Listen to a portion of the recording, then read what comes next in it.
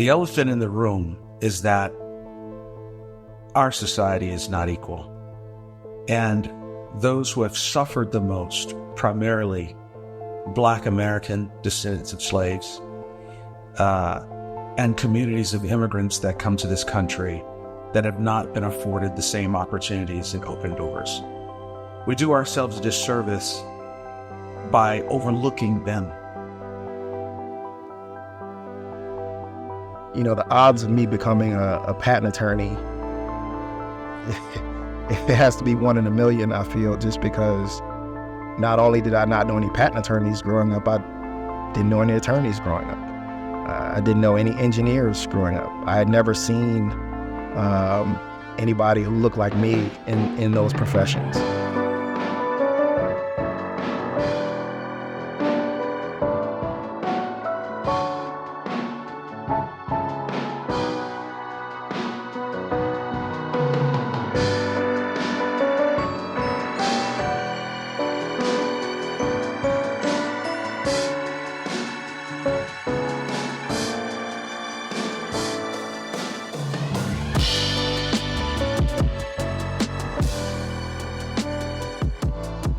Oh, that's some good sweet tea right there.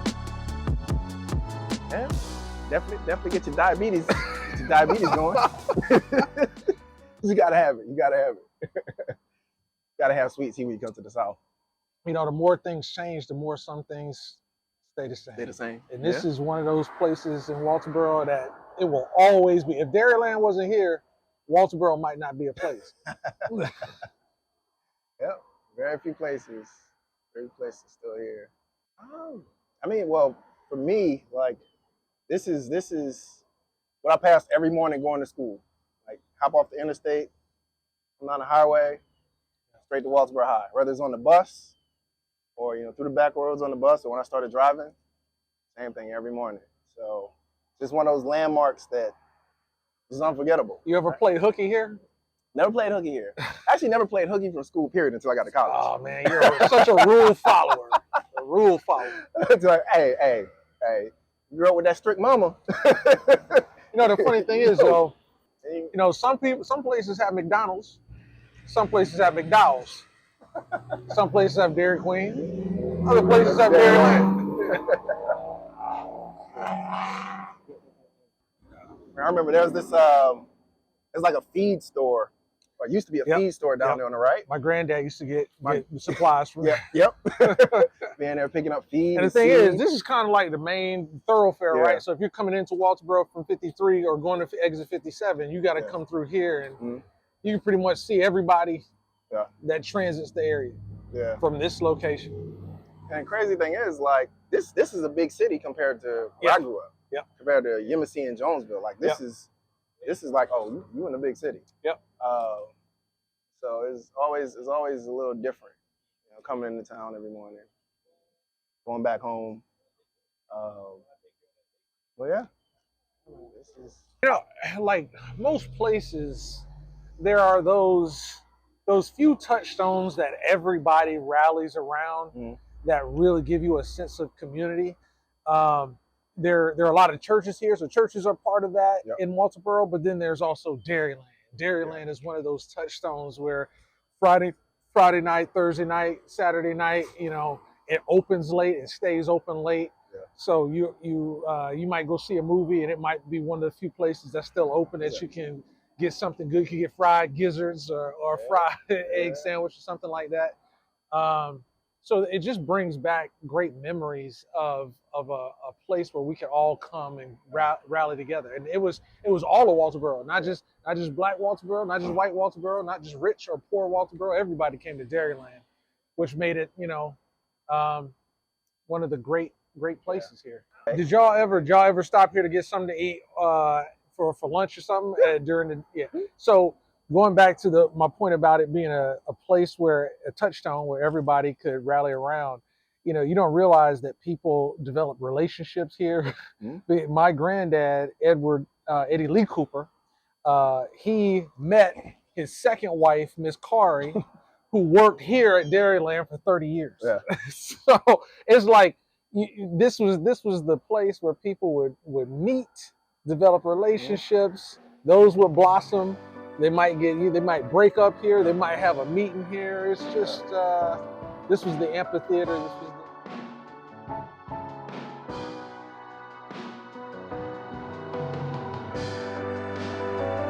Isn't it a delicious irony in a country that believes in equality that we can allow de facto inequality to exist as a result of things like legacy admissions, where people who are privileged have always had inordinate access to certain things like schools and jobs.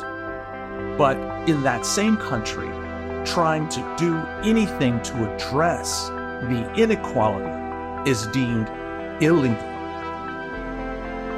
We are reinforcing, a lot of ways, the inequality that has existed for generations by saying that we can't do anything specifically for underrepresented groups. And to that logic, I say, that's crazy.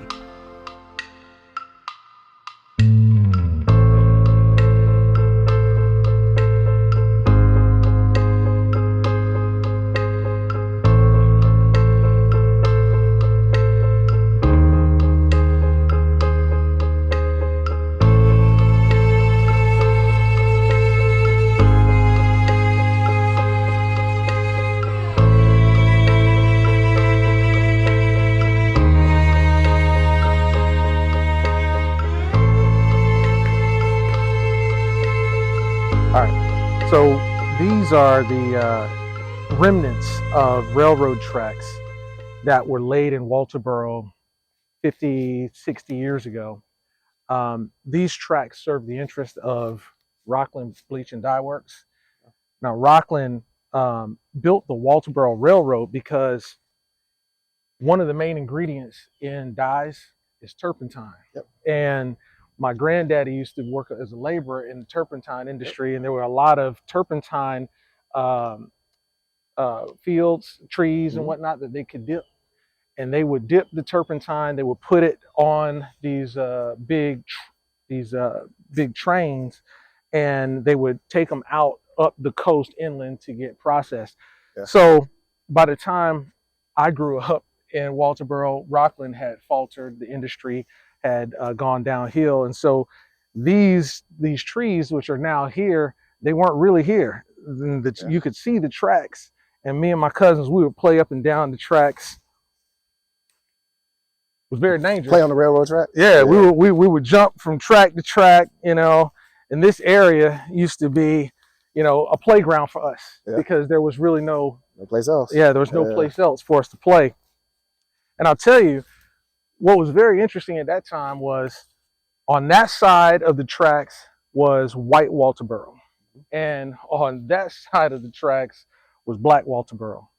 And I grew up on that side. And because of that, there was no infrastructure for children. And this ultimately became our playground. Yeah. You made do with what you had. Absolutely. Absolutely. So the area that we're in is called Sand Hill. Okay. And it's a name that reflects the area was generally all sand. So now there's some concrete that was built for parking lots for the church. But many years ago, there was none of that. All of this was sand, and it was a hilly area that you really couldn't grow anything in. And so because it was unwanted land, it was the land that was available to us. Of course. So my granddaddy said, you know what? I'll buy it. I'll buy the land that's here, and we'll make something of it, which again is part of our story, right? Being able to make something from nothing. Not a lot of things grew here, but somehow he was able to make cabbage and squash grow. And so he had a small garden over here in the area where there is some grass. It's no longer there. And over here in this overgrown area, my granddaddy used to have a shop. Okay. And that shop was where he would sell candy to children in the neighborhood. It's funny because at that time, I didn't know what lesson was being given to me, but now I know. He was teaching me how to be industrious with the small resources and to be an entrepreneur. Yeah. And so he would have my cousins, Julius, Tyler, and myself. We would sell the candy out of the store to the community, sometimes on Sundays before church. It's funny because the church finally got hip to that, and they realized all the kids were coming over with their tithe money, and they was buying candy before church, and then having it again. So they shut us down. Church, they did. They shut us down. They were like, "No, you can't sell candy at the shop." You did not have a license. Exactly. You're not a permitted business. There might have been some child labor issues there too, but we're not going to get into that, right?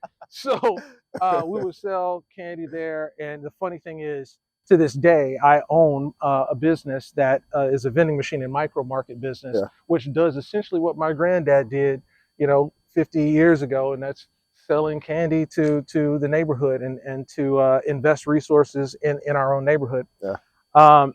Of course, at some point the church was refurbished, so it's beautiful now. It used to be just this front part. This back part wasn't really there. They've redone the brick and everything. It's old wood floor Baptist church.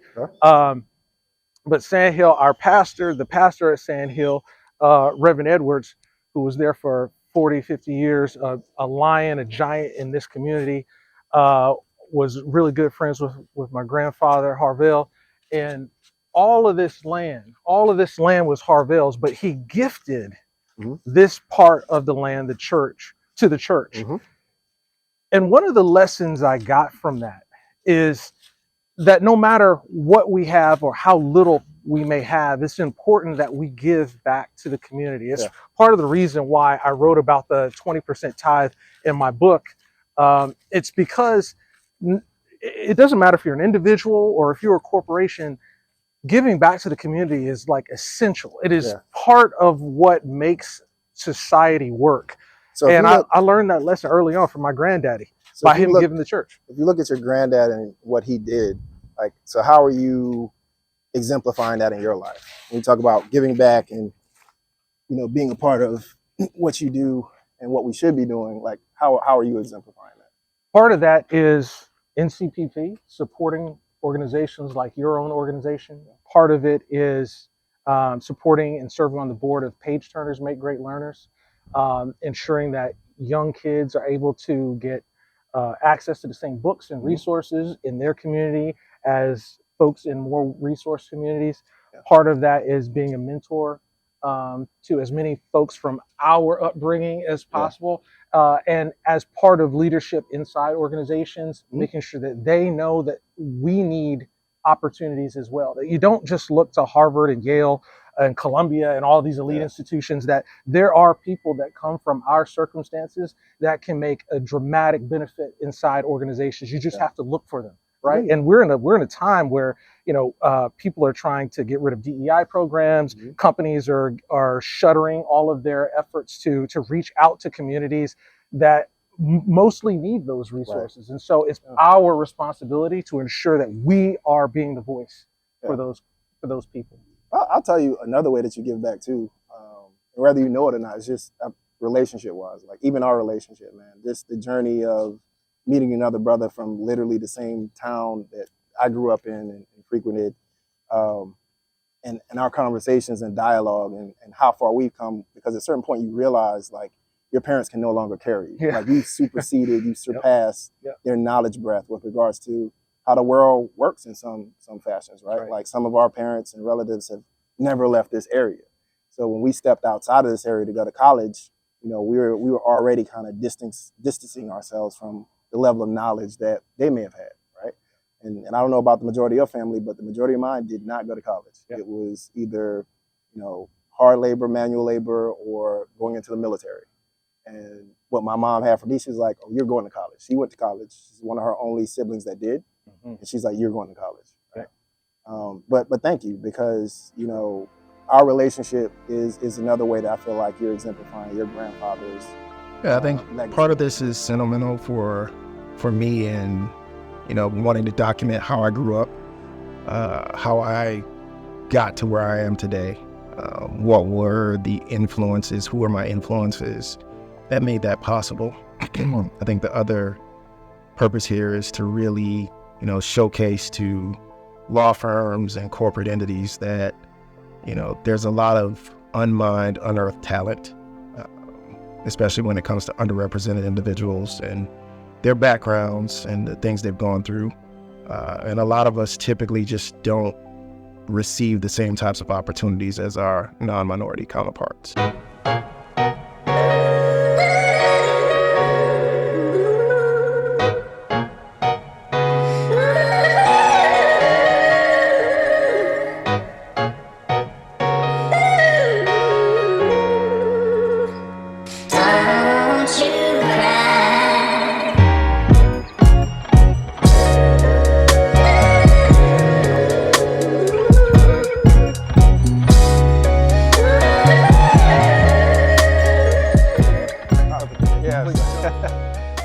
Her main concern was just making sure there's enough food left for Granddaddy when he got to the house, and rightfully so.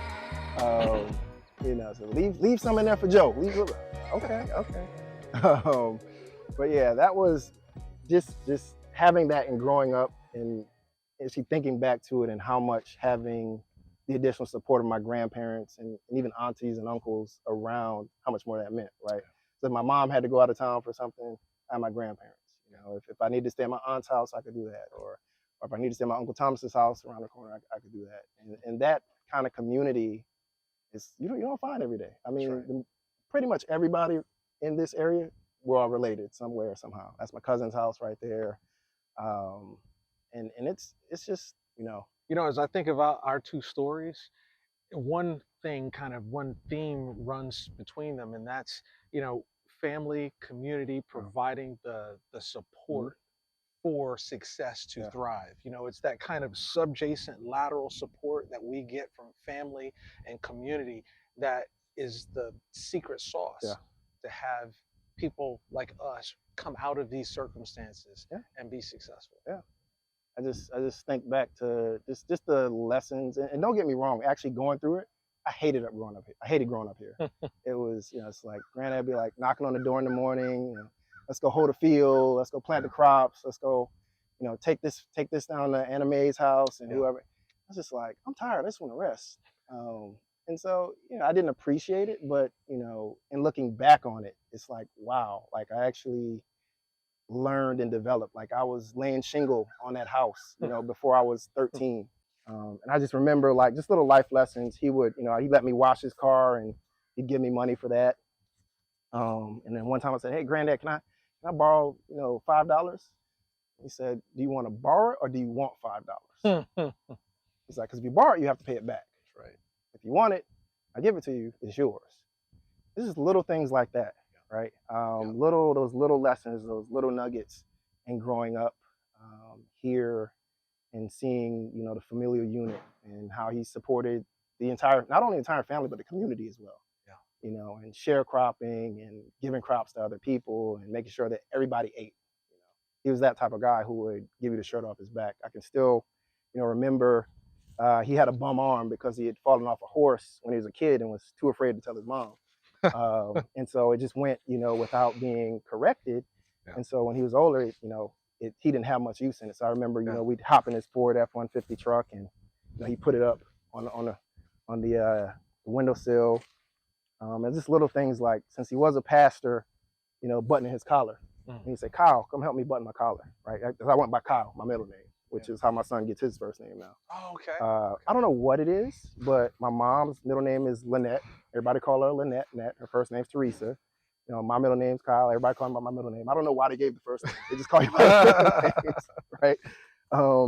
But just like remembering, I can vividly remember like buttoning his collar and, you know, like his smooth face, you know, after having shaved, and you know, the cologne he would wear. You know, those things, you know, those are the fond memories that I look back on, and going fishing, right? And even the crops, you know, getting up, like this used to be a field right here where we planted greens.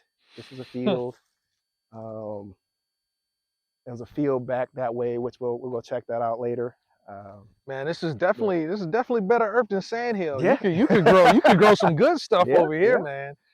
This all used to be a field. Wow. A small field, but he planted crops here. What did he grow? Greens? Greens. Yep. I was gonna say, this land here, boy, you can grow some greens here. We've grown greens, okra, corn, beans, tomatoes. Yeah. Yeah, my grandmother would sit under the carport, and they can the tomatoes. So they boil them and take the skin off of them and can them, and store them for later. Yeah. There's something to be said for the fact that our people didn't have many institutions that supported what they were doing, but they supported themselves. Yes. And that meant, if there wasn't food available, Mm-hmm. they had to grow it. Mm-hmm. It wasn't, Yep. there wasn't any place to go to get a ticket to go get more Yeah. food. You know what I mean? So you just had to do. That's why the community was so important, right? Because That's right. my grandfather, he had the mentality of, if I have something, you have something. Mine Right? did too. And that is the type of person, the type of person I think he wanted me to be. He wanted all of us to be. Yeah. And I really appreciate that in looking back and growing up. So over there used to be a pasture where we had cows, and to the right behind you over there, or in front of you, would be pigs. Had pigsties, and the little piglets would get out, and neighbors would call if the cows got out or pigs got out, and we have to go herd them in.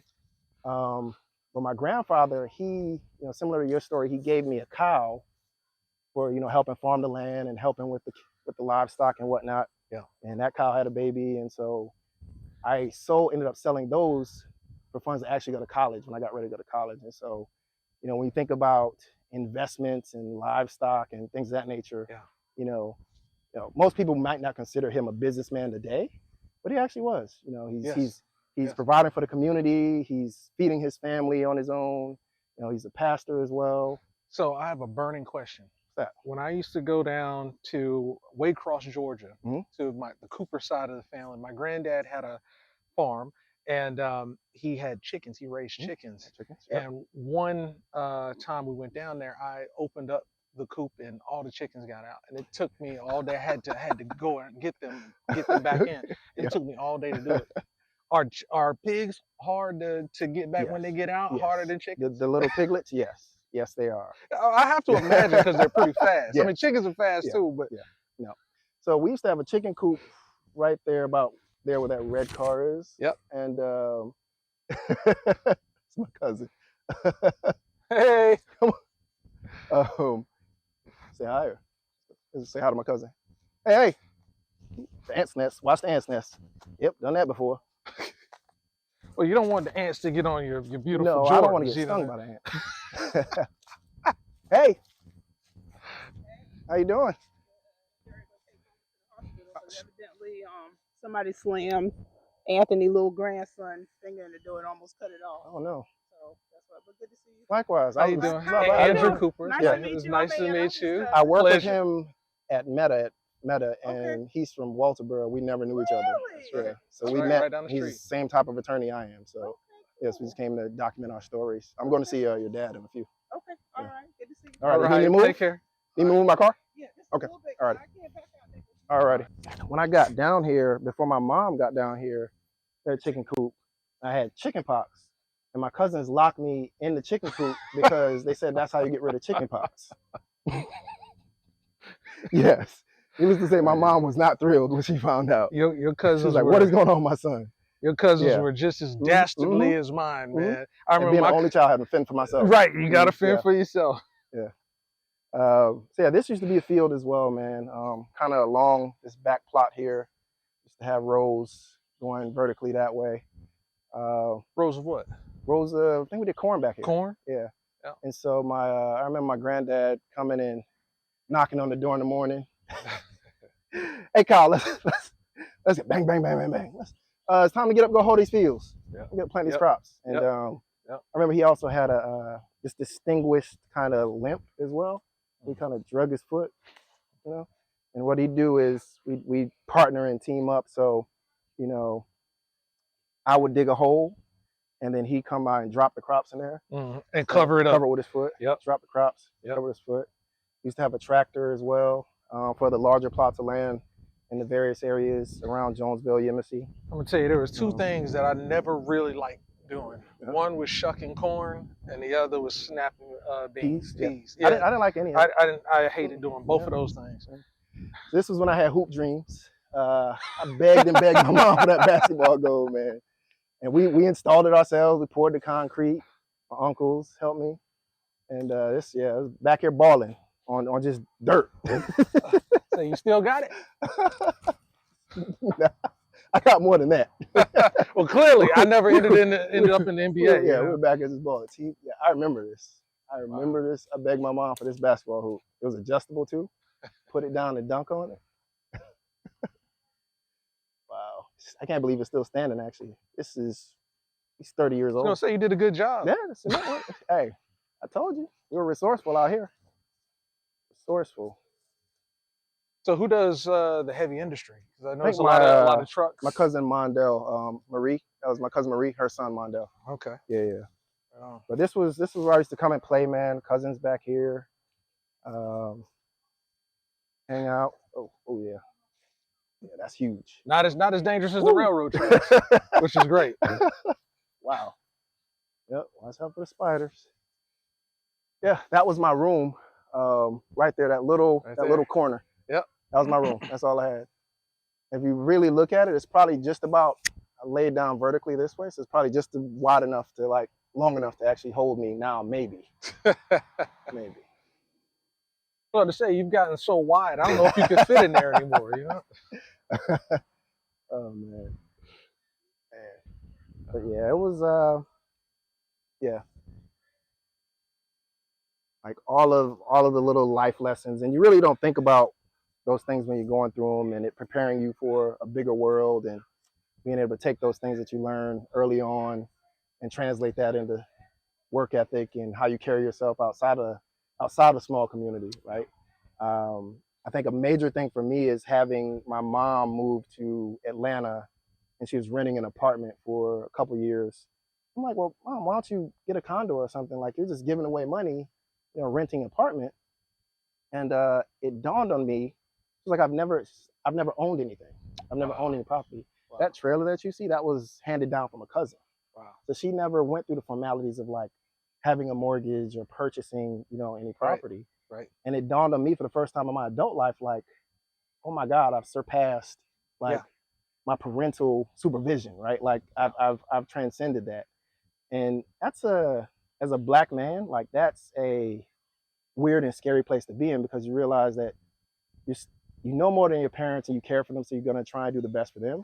But then there's also the younger generation and your kids that you also have to be adept at handling these issues for and dealing with. Right.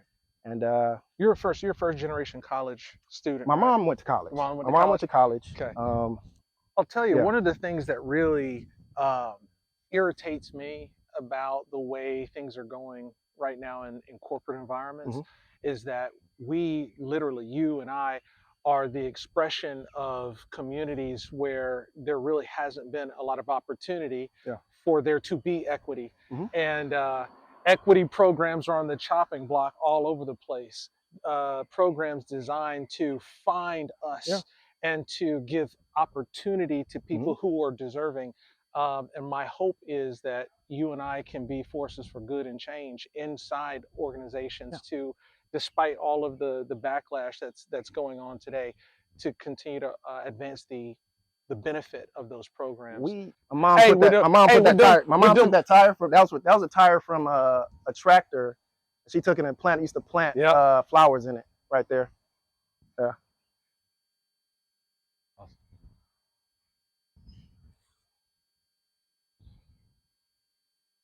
But yeah, it's important for folks like us in these environments to continue to advance the benefit of those programs.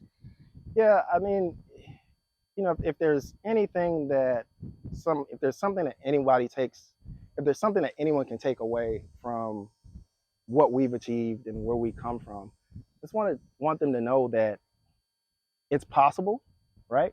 But also, I want to show people, or be able to show people, that you have to look in the right places and be willing to give opportunities where they're deserved. That's right. We didn't make it here by happenstance. We didn't, connive our way to these positions. Like we put in the work, right? That's right. And so there are a ton of other people that are willing to do the same, and all they need is opportunity. All they need is, the opportunity. When that preparation meets the opportunity, it sparks off, right? And that's what I try to provide with NCPP and the Patent Pipeline program. It's the preparation portion of it. And all we need is the opportunity. But all too often, that opportunity never comes to fruition, right? It goes to someone else. It goes to others that look different, that act different, that come from different backgrounds. And it's really, it's really something that I feel like we're the last man standing, right? Like, if we can't help to push this forward, then who can? That's right.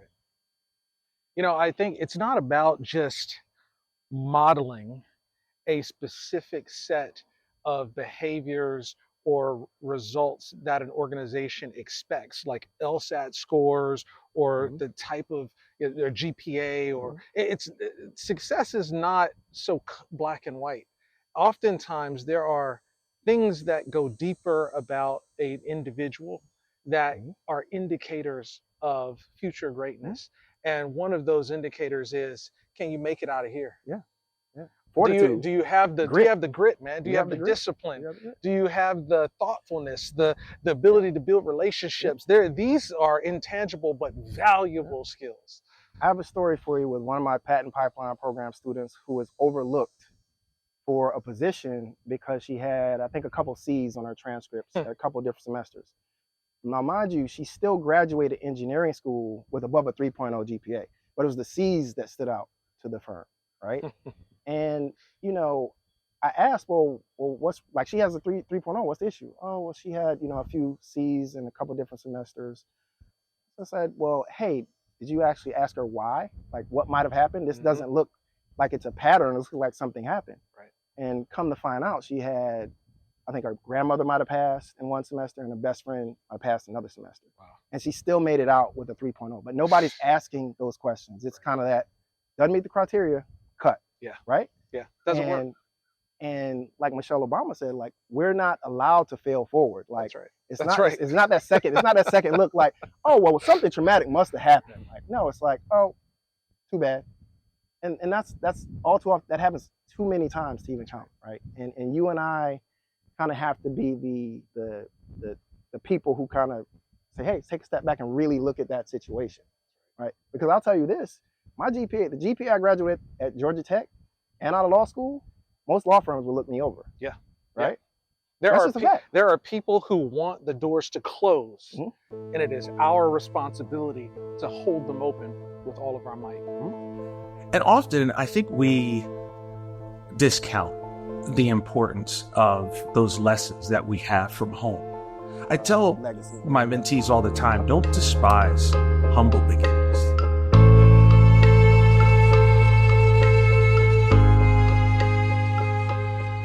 I used to live right there. My cousin lives there now, and she's upgraded. She has a double wide. See, when we were living here, it was just a single wide. Oh, man. But I was about to say, you were living in luxury if you living in that. Exactly. That's real luxury right there. I mean, what a come up, right?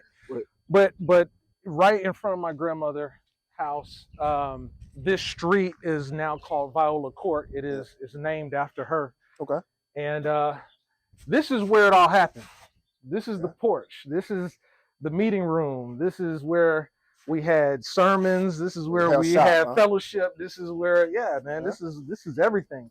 I remember as a kid, we literally used to, for fun, we would have different field day events. We'd like do tug of war. I told you this area here was a road, so we would run. We'd do racing, sack racing, you name it. We'd me and my cousins, we do flips and jumps off this porch, and this tree right here used to bear pecans. We used to harvest them when it was time and eat them for fun. That tree right there used to be a big switch tree. It's lost some of its luster, but my grandma, when we got in trouble, she used to make us go and pick a switch. In order to get disciplined, we had to choose our weapon. Done that. You know what I'm saying? And don't bring back one that broke. Exactly, right. I learned my lesson on that one. I brought back a dead twig, and that didn't go over well. No, sir. No, sir. If you chose the wrong one, you gonna get twice the spanking then, right? Oh, but here's crazy. So I grew up right next to my grandparents' house as well. The pecan tree right in the middle. Right in the middle. Wow, that's pecans crazy. Fall down. We hear them hitting the roof of the trailer. Yeah. Like, don't. Yep.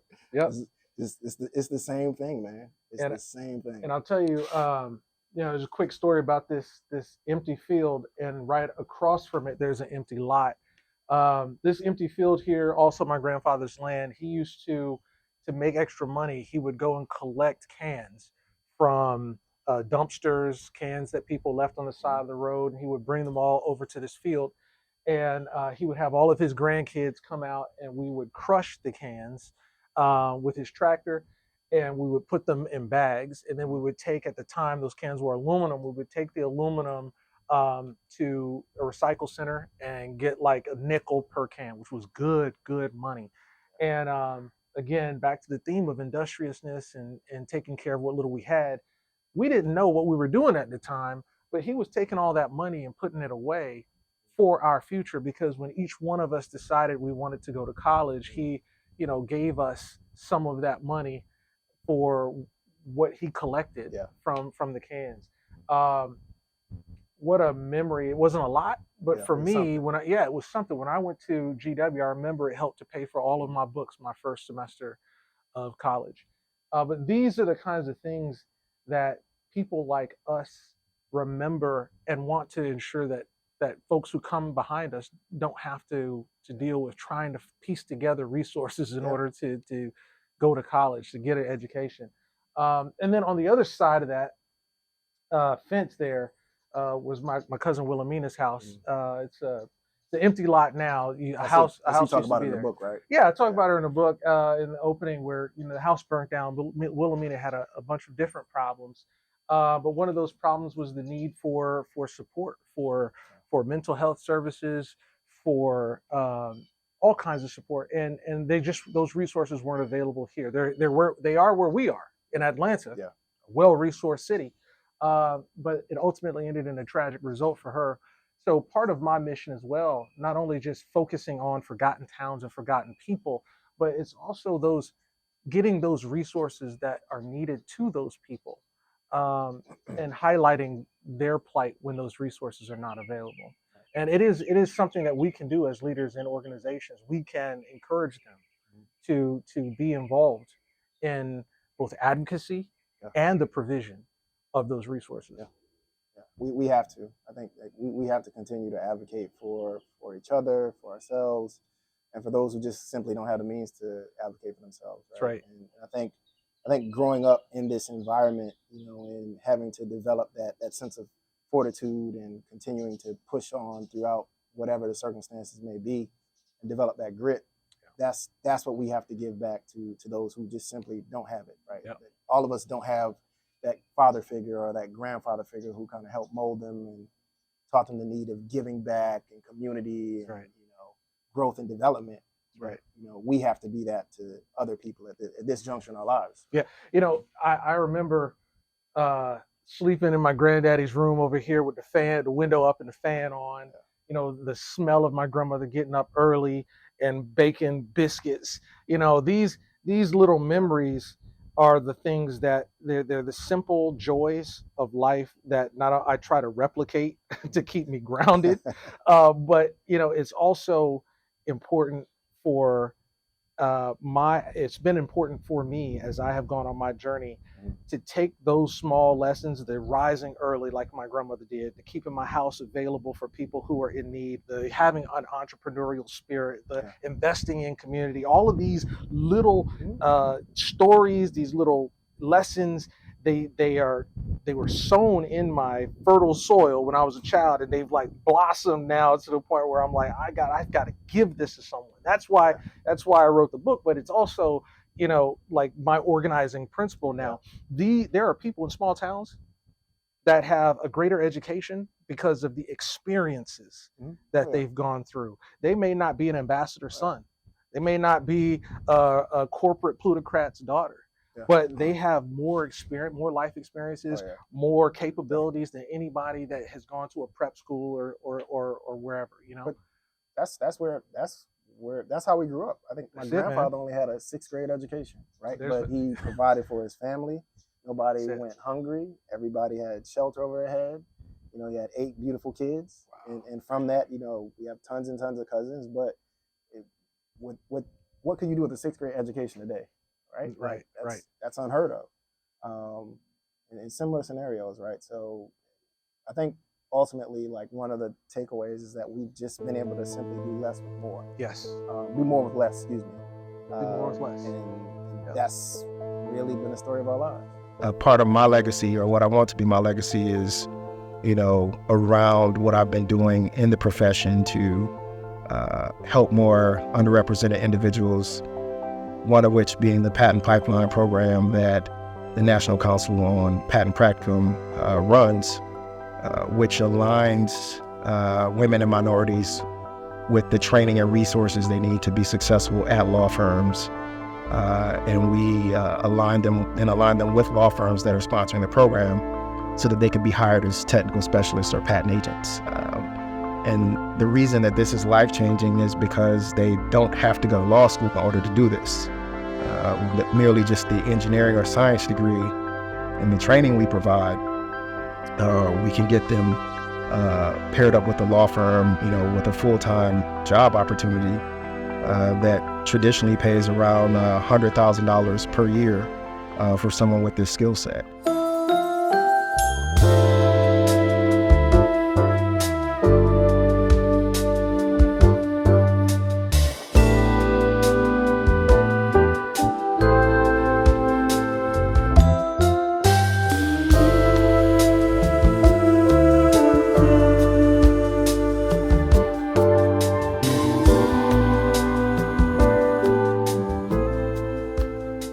So what you see here is Jonesville Ave.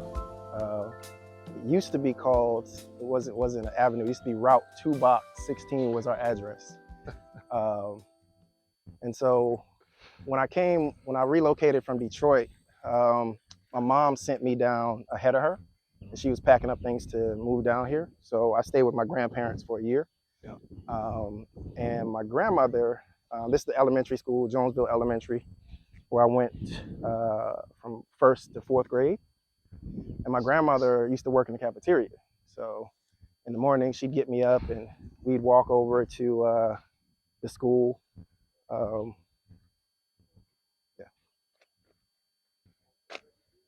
It's nice to live so close, Yeah. close to the school. Right. You'd be able to walk straight over there, Yep. And so my grandma would walk me to school in the mornings, which was cool. I mean, looking back at it, like how many people's grandmothers are walking them to elementary school across the street and working at the school. Right. So obviously lunch was always a vibe, getting to see grandma. So yeah, this is Jonesville Elementary, and Was this a public school? yeah, public school. Public school. Yeah. I've never gone to private school, well, except for Morehouse. Yeah. The house. The house. But yeah, walking here in the gates. Obviously didn't have to ride the bus. Still remember my teachers' names from here. So I went here it goes up to 5th grade, but I went from 1st to 4th because I got accepted into, I think it was called SPICE at the time. It was like the gifted and talented of like the 90s or 80s, I guess, at that point in time. Yeah. So 4th grade, I actually went to Hampton Street in Walterboro.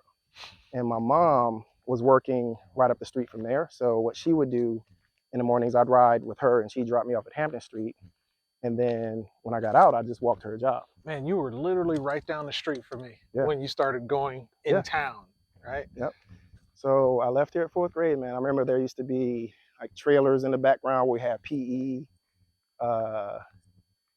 other classes. And it was just like very community. This reminds me of my elementary school. I mean, pretty much every school in South Carolina had this type of construction at one point. Every public school, anyway. Tree growing up. Yeah. Oh, man. And we also had the trailers, right? So the schools were so small, they had been built so long ago, but they were still being used. But the population of students exploded. And so they would take, like you said, fields like that where the basketball goals are, and they would just park trailers out there and we would go to school in trailers. Yeah. My first elementary school was literally a school on wheels. Yep. That's crazy. And what's crazy is how like much smaller this looks to me and seems to me now. Yeah. When I was a kid, it just seemed so massive. But that's a cousin's house over there. And we used to all have, nicknames. His name was Pea Pie. And I can only imagine where that came from, right? Got into some scuffles out on the school playground out here a couple times, you know. They still That have the almost took playground me for out kids. probably, you know. But Good. but yeah, this is it. And then so my Uncle Junior, he lives on the street that we came in on off the interstate. Yeah. But there's a back route through the woods we used to take. And one time my older cousins, we walked down there and they ran off and left me. I was younger trying to figure it out and scared me in the woods, but you know. To bring back memories. Bring back memories, man. This is where it all started once I moved to South Carolina. So, you know, my grandparents were, you know, very instrumental in my formative years. You know, learning what it's like to be in this environment, going from the city in Detroit to pure country. But you know what? Out of these country woods come incredible individuals. Faith is important to me in the work that I do because at the core of faith are principles and foundations that no matter the circumstances, you can always go to, you can stand on. These touchstones are unchanging and they are applicable in every circumstance. And that translates for me into a roadmap for how to treat people and how to approach my work.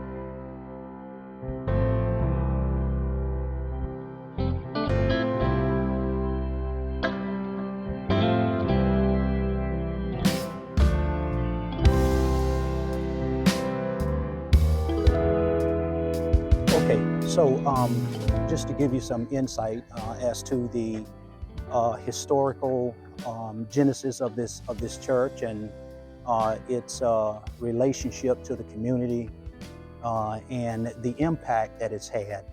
The existing building that you see here is not the original Mount Olive Baptist Church. As a matter of fact, Mount Olive Baptist Church has its genesis in a very small wooden building across the street. A group of congregants came together and decided that they were going to use their sweat and their resources to build a church over here. So they purchased the land. There's about 7 acres of land that encompasses where the building sits. Mm. And you know, Daddy, what I find fascinating about this story is there's parallels to Sandhill Baptist Church. I noticed houses all around the church, and that's exactly the way it is at Sandhill, where you have people who were living in the community that built the church. And then if you think about it, the centrality of the church to the community, the houses are always built around the church. Absolutely. I would tell you that people of faith are builders. People of faith are impactful. Mm-hmm. People of faith take action, and they realize how important it is to touch people's lives. And that's what this church has done for over 100 years. Out of this church has come educators. Out of this church has come lawyers. Out of this church has come musicians, and they all are woven into the tapestry of our history. And I absolutely love the fact that this church, from its genesis, has been very progressive. A church that has not been standoff but hands-on. It's answered the call to make meaningful impact in this community. And I absolutely love to this day, that is what we are doing, or what we are trying to do, is make an impact in the community. You know, that focus on progress really influenced me, because everything that I do in corporate life, as a lawyer, and even as a community member in my own community, it's about impacting the community for progress. Absolutely. And that really comes directly from our roots. Yes. As a community of faith and as people of faith. Yes. Absolutely. Our values that we espouse here in this house of worship is all about the betterment of individual lives and the betterment of our community. We want people to come here and to have a sense of purpose, a sense of meaning, a sense of what they can do if they apply the principles that they receive here. We want to be a place where people are welcome, where they find hope, where they find a renewal. I believe that's what the church is all about. Daddy, this church reminds me of just about every Baptist church that I've been in South Carolina. But I remember Sandhill Baptist Church, we had wood floors. And growing up, I remember so vividly, we didn't have drum sets. The beat was really from our feet and our hands.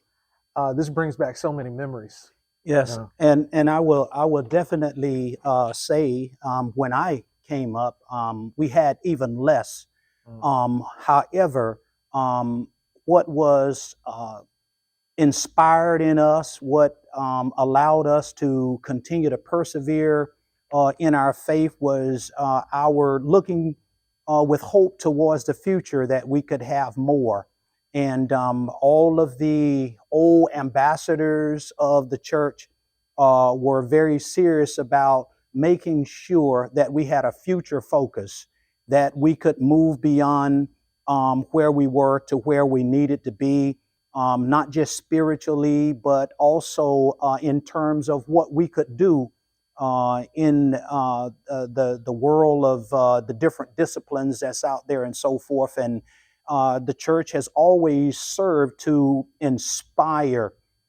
We have a rather robust group of young people whom we love and nurture and mentor. And we want them to know that they have greatness in them and that they can, as the proverbial saying is, reach for the stars, and that's what's exciting when I see that enlivening, that greater animation comes into them, that they want to do more than the previous generation. Daddy, part of my secular ministry, if you will, in corporate America, and part of the reason I wrote the book is to highlight that future focus. You mentioned everyone in the church is focused on, the things that it says right up there. Loving Christ, loving you, and leaving a lasting legacy. It's important for me to encourage the emerging leaders that the organizations they are involved in need to be focused on the future, need to be focused on how to improve the lives of individuals, need to be focused on improving communities. And all of these lessons I got from the church. It was so central to me growing up, and it's central to who I am now. And we were just over at Sandhill, and every place we went in Sandhill, every stop, there was a lesson that came out of it. And the church is no different. The church has really been the leading lesson for me in my life. The Baptist church has, in terms of how you treat people and how you treat the community. So I just thank you for being such a great leader, great pastor, and it certainly has influenced me in my life and in my practice. A lot of times in the African American community, when you're ascending kind of beyond your family and the things they've done, your family looks to you for a lot of support as well, right? And so having to provide that support, whether it be financially, emotionally, or even spiritually, right? It takes a lot out of you. It could possibly take a toll on you. It's bittersweet, right? It's the feeling of triumph and having made it out of those circumstances. But then there's also the feeling of, I still have family in those circumstances.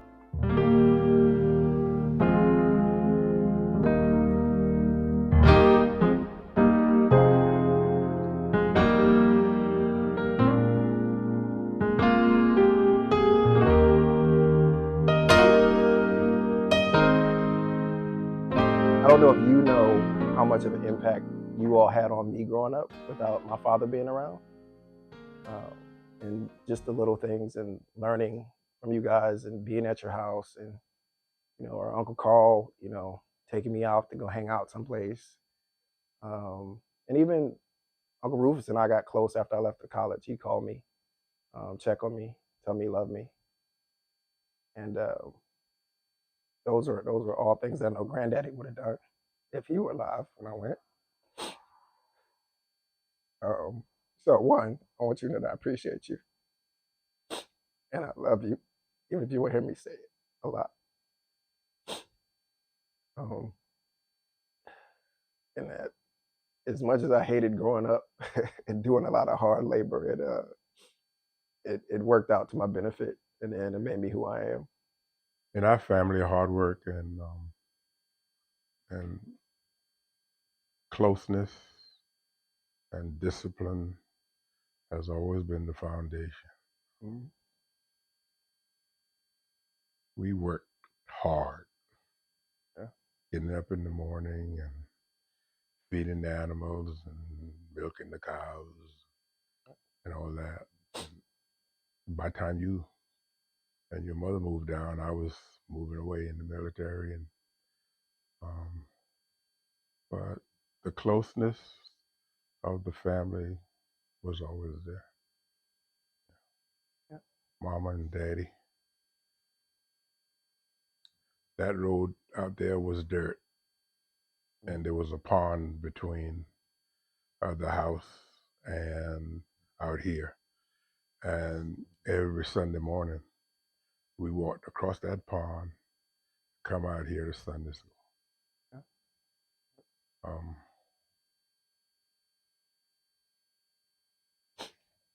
Our church register states that we were organized in 1835. And the reason they used the 1835 date was because we worshiped in the balcony. We traveled from the plantation, and they carried the slave owners on the wagons to the church in Black Creek, and then we worshiped in the balcony. And the church that we worship in was organized in 1835. So we use that as our start date because that's when the blacks in this area from the Cherokee plantation started worshiping, And the first church that we had of our own was across the road there. They called it a bush harbor, and worship in the bush harbor. But even when we were at Black Creek, the owners appointed my great grandfather on my mother's side as the pastor. And in 1856, we started worshiping on the plantation, right across the road over there. All of this was the plantation until after, the Emancipation Proclamation. Yeah. And then in 1910, the church moved across the road, across that highway over here, and we were in the two-story building, wooden building, right where the graveyard sits right now. And then in 1956, they built the area over here that's joined into this church as the church. And then in 1976, they built the structure that you see now as a new church. And they used the old church as the fellowship hall. And I came here in 1994, and we were able to combine both buildings and to what you see right now. So then, even though the old building is the fellowship hall and the sanctuary, new sanctuary in 1976, there was a space between this here. And then we were able to fill in the space, build this office, and and restrooms and shower and that kind of stuff. So the Lord has blessed us a long time on this spot. Mm-hmm. I've been here. I can remember the first funeral I attended, and here was Grandma Minnie's Mm-hmm. when I was 7. Yeah. And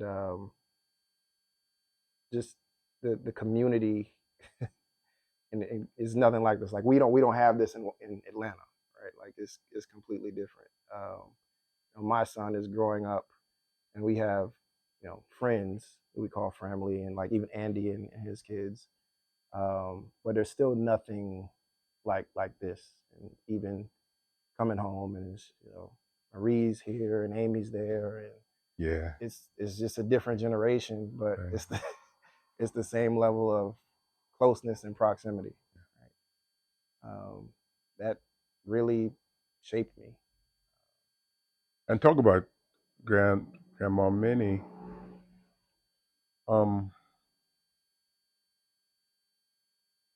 Her husband died just before I was born, which was my grandfather, and he never had any sons. He only had 3 daughters. So then I ended up the oldest male that is the offspring of my mother's father and mother. My grandmother never married, and she lived until she was 93 years old. That was amazing. You know where we lived, where my father and mother lived, and there was no roads. It was just a trail through the woods, and we walked through that woods to where my grandmother lived, and picked cotton and corn and all that stuff while we were young. Before it was Jonesville Avenue, was Route 2 Box 16. Route 2 Box 16. But that was only after they paved the road. Before they paved the road, we hardly ever had any mail come through. We had to, everybody had to come out to the highway to get the mail. And when we were going to school, the bus didn't. We had no buses that came by. We walked from grandmama house, from mama house all the way out here to 17 to catch the bus. And that was early in the morning. And then they put us off at the head of the road, and we walked back, home. Had to go home. Got a snack. You did your chores. Yep. But it was good for us. We were able to raise you guys because of where we were brought up and because of the work ethics that we had. And there's none of you guys that we're not proud of. All of you, the Lord has blessed to make good living. You have your own ideas and your own occupations, but all of you did good with what you choose to do. We're a family to be proud of. We are proud. My great grandfather was the first pastor in this community, and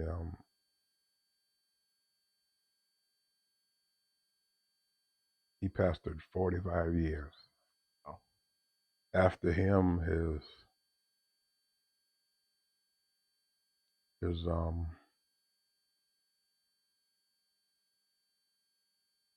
brother became the pastor, and then after him was he had a stepson that was pastor.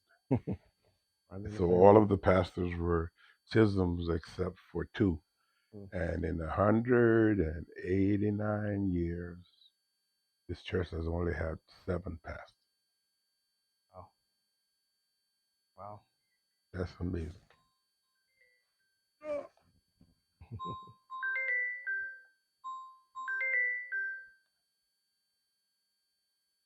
I'd gone back to Savannah a few years ago at Thankful. I never realized that the educational center was named after Granddaddy. Yeah. They did that after he passed away. Yep. Yeah. I never went after he passed. Just didn't want to go. Didn't want to see it. Every time we go to Savannah, we make sure we go on Martin Luther King Drive, Boulevard, and then even my grands now know that that building was the church that Daddy pastored, and that he. We've always been deeply Christianized. That didn't mean that all of us that we lived that way, without faults or without issues or without shortcomings, but through it all, we ended up where we needed to be. I mean, I'll say that in growing up, I know Granddaddy was a very exacting dude, a very exacting guy.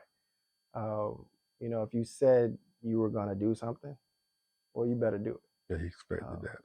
And just the little lessons he taught me along the way in those rides in his Lincoln Town car, the Ford F-150, and I really appreciated that. And when I wasn't, with him and at your house, Uncle Thomas's house, Uncle Carl's house, just learning from you guys what it meant to be,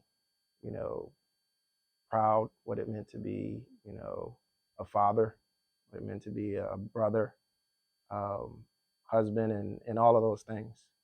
And those were the examples that I saw in growing up of what it meant to be a man ultimately. And so I want you to know that I truly thank you for the role that you played in that.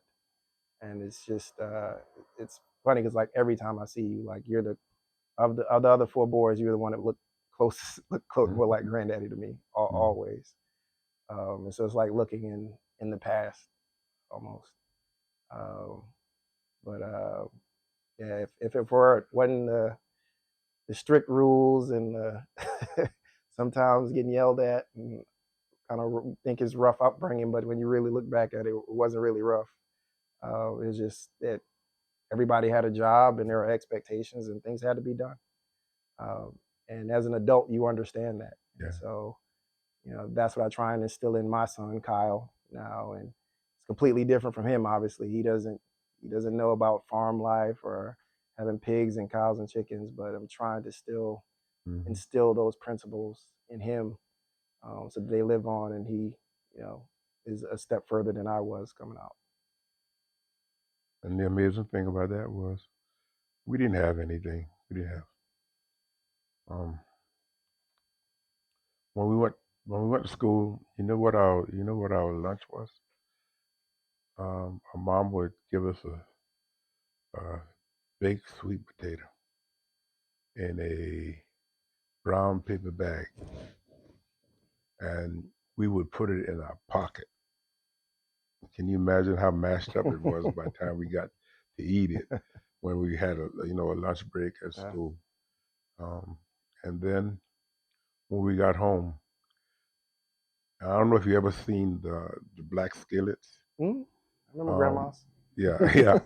Mama would have, and we used to call it hoe cakes. Mama would have a cake built there, not a pancake, about that thick. Flapjacks? They made wasn't flapjacks because it was about that big, and it would cover the whole skillet. And then we would cut it in pieces, and eat it after school before we did our chores. The other thing about it, sometimes we had syrup that Daddy made, because he made his own syrup, and then sometimes we had just water with sugar in it. But that's what we drank, and but we made it. I mean, thank God. We used to eat rice and milk. Rice and milk, yeah, yeah. Or grits and milk. Rice and milk. Yeah. I remember Grandma used to make flapjacks. Yeah, flapjacks. All that. Yep. I still love liver and onions till this day. I get Oh my mom to yeah, make it for me. yeah, yeah. So thank you. Definitely want to thank you for taking the time to talk to me about the history and piecing together some of the things that I remember and going down memory lane. I think it's important, and I think one of the things that I'm learning as I get older is it is important to not only keep those relationships open and give people their flowers while they're here, because Lord knows we'll leave at the drop of a dime, but just really memorializing it, right? So that my kids have it, so that your great grandkids have it, and everybody else. And the one thing I can thank my mom for is she has a ton of photo albums. Oh Of yeah, photos. yeah. I got some in the trunk Yeah. right now. She was kind of like the historian from the photo perspective. Yeah. Photos of you younger, all of y'all younger, me growing up, everybody, and I really appreciate those, a lot more now that I'm older. Your mother. Mm-hmm. I've been in the ministry 50 years. I've been pastoring 45 years. And my experience is that mothers who had to raise their children without the father being, right there involved, they always end up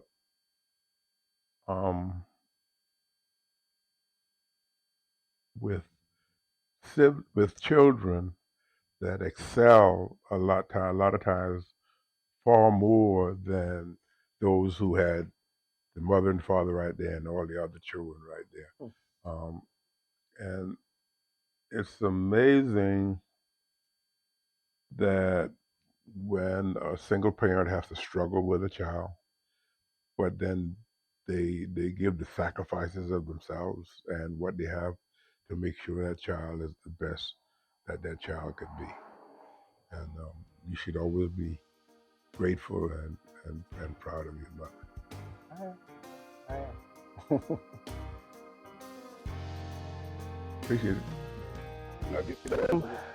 So, unfortunately, it seems like the only time I get to come home at this point is for funerals. My mom lives in Atlanta now, so I don't make it out here as much as I used to.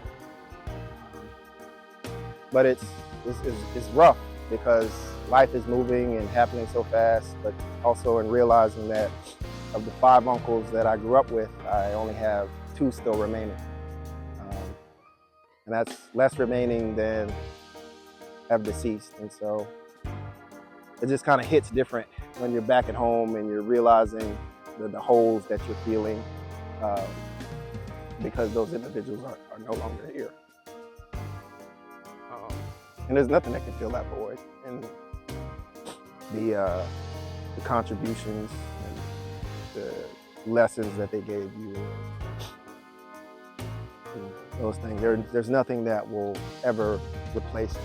And so the best thing that I could do is just take those lessons and pass them on to my son and let him be a step further than I was.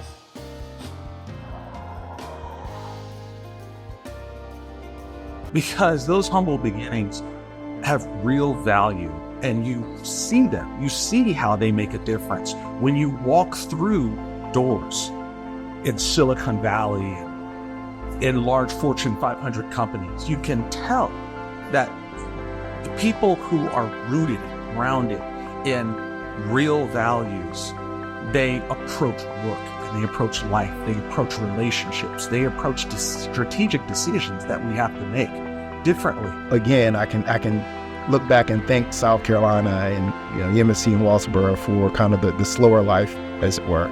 All too often, we invest in well-resourced communities that already have existing infrastructure and human capital to address current concerns, rather than imagining the possibilities of creating prosperity in places that need it desperately.